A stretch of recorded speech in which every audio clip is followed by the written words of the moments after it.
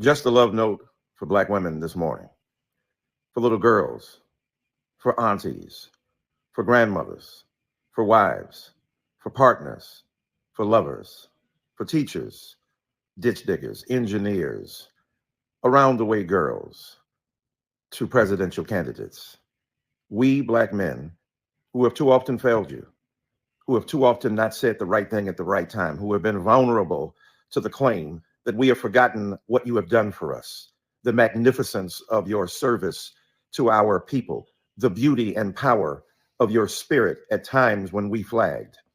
We remember all the remarkable things you have done and beg your forgiveness for us not standing up for you when times were tough or when no one else was in the room to defend you, to assert the legitimacy and validity of your personhood. Please forgive us. But no more will that occur. And so the other night, Keith Boykin and I were on CNN trying to be respectful to the Congresswoman who insisted upon mispronouncing Kamala Harris. Do you call Melania? Do you call Ivanka? Then call Kamala. Then call Vice President Harris, Vice President Kamala Harris. And soon, we pray and hope and work that you will call her President Kamala Harris. Why y'all keep letting these race hustlers play in your face?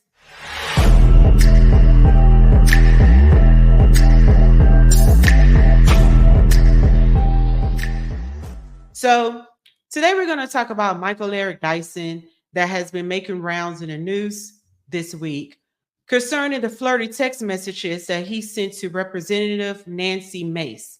She exposed it to the Congress and along with pictures, text messages, kissy faces, and all of that. This came after he called her racist or implied that she was racist on CNN for mispronouncing Kamala Harris's name. So we're going to take a look into that exchange here in a second. But I wanted to give a little bit of backstory on Michael Eric Dyson, just in case people don't know exactly who he is. I think that he is a race hustler. He graduated from Princeton University with a PhD, and he also is a professor and a reverend at Vanderbilt University. I think he taught at various different Ivy League universities and colleges throughout his career. And he has been a best-selling author as well. And I believe one of his books that got him noticed is Bill Cosby Right. And from there, he's pretty much been race hustling ever since, running around quoting Jay-Z lyrics as if they're Bible scriptures. And now he sits on several different panels on CNN, on the left-wing media, MSNBC. He's always a guest.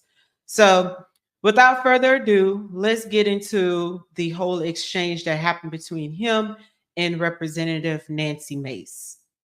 Say this because this Congresswoman is a wonderful human being, but when you disrespect Kamala Harris by saying you will call her whatever you want, I know you don't intend it to be that way. That's the history and legacy of white disregard for the humanity of Black people. So now you're calling me racist. I didn't say. I just said you weren't racist. That is complete. No, you don't have to intend racism to No.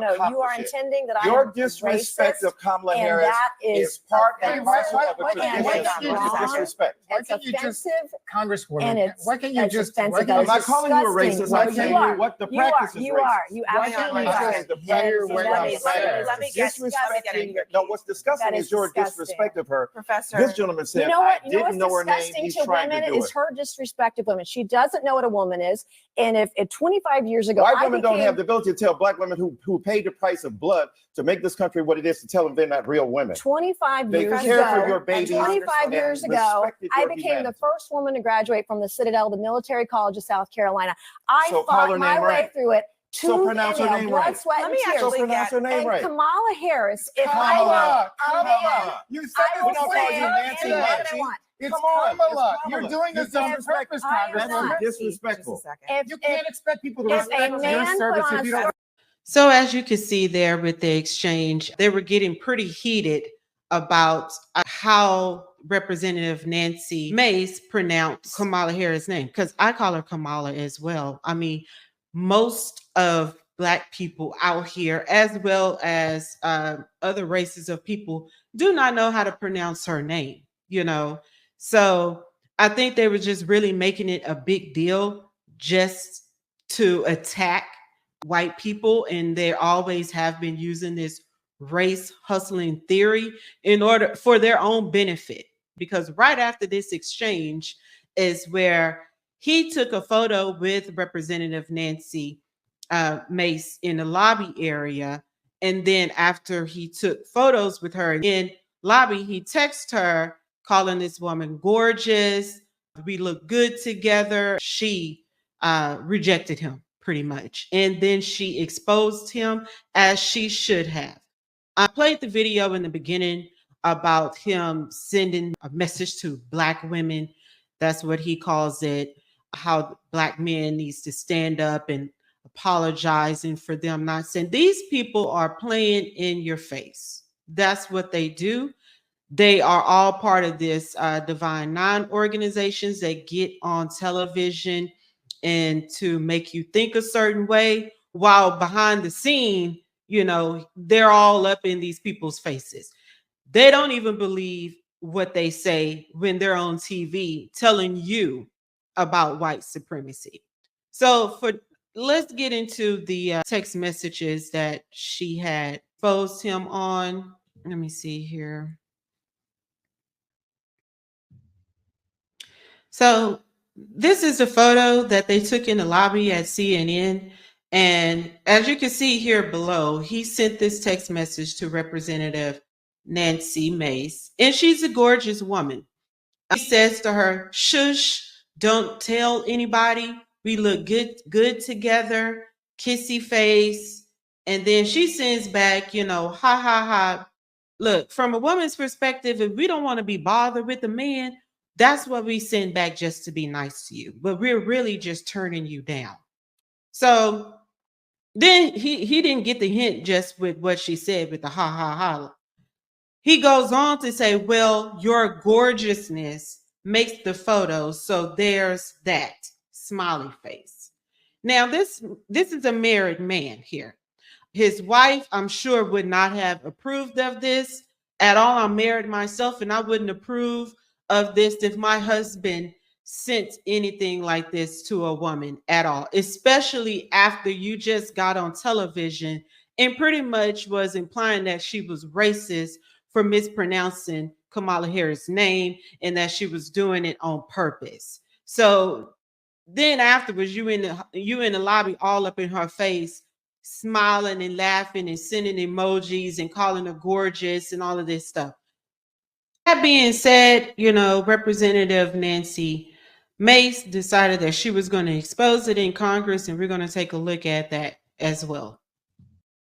I'd like to also enter into the record a screenshot of a text message I received from the esteemed professor from Vanderbilt, Michael Eric Dyson, after my CNN interview, begged me for photos. In this text, he says, after calling me racist on CNN, shh, don't tell anybody, we look good together, and sent me a kissy emoji. Without then objection. The guy says I'm gorgeous in all these photos. I don't think he's that bent out of shape on how anyone pronounces Kamala. So as you can see there, you know, he was sliding into her DMs after the whole show, you know.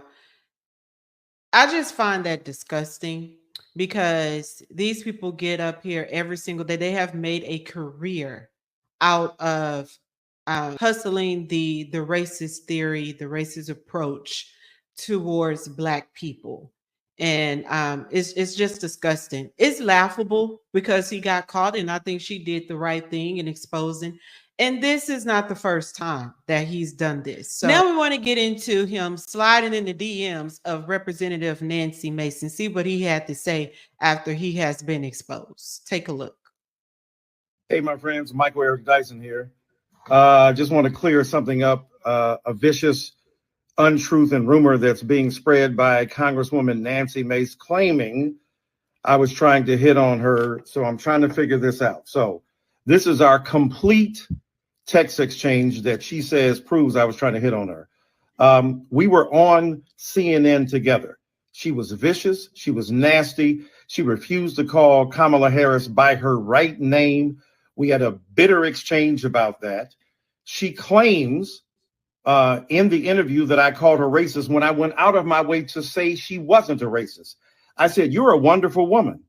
But let me say this to you, because I know you probably didn't understand this or mean it, but when you call Kamala Harris out of her name, that is perpetuating a legacy of inequality and of white subordination of Black people.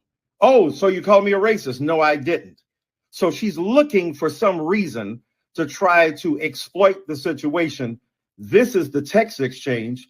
I sent her, Abby Phillip, the host of the show, suggested we take pictures. I said, let's take a picture. She said, Abby said, when you post it, then tag me too. And then we'll have fun. Because the whole point was two bipolar opposites, Michael Eric Dyson on one side, Nancy Mace on the other. So I sent her and she said, great pick.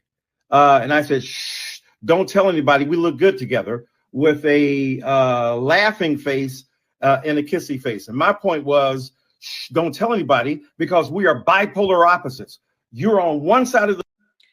If you think people is going to believe that, he must be out of his mind. I mean, the gaslighting that these Black boule, divine nine, race hustling, butter biscuit eating Negroes do is beyond ridiculous. Because if anybody is sitting here defending this man and trying to buy the fact that he was sliding into this white woman's DMs after you just finished calling her racist and white supremacy, we're not buying that. But let's keep it going. The spectrum, and I'm on the other side of the spectrum. And she said, ha, ha, ha, ha, ha. And I said, well, your gorgeousness makes the photo, so there's that. And a little smiley face. Again, I'm just saying that trying to be nice to her in the belief and the effort that if I'm nice to her and I prove that we don't have any bitter consequences from our fracas on television, that we can be relatively kind to each other, and I'm being nice to her. So that's that. You know, this guy here, it's definitely laughable. And maybe this is what he's been telling his wife, and she believes him.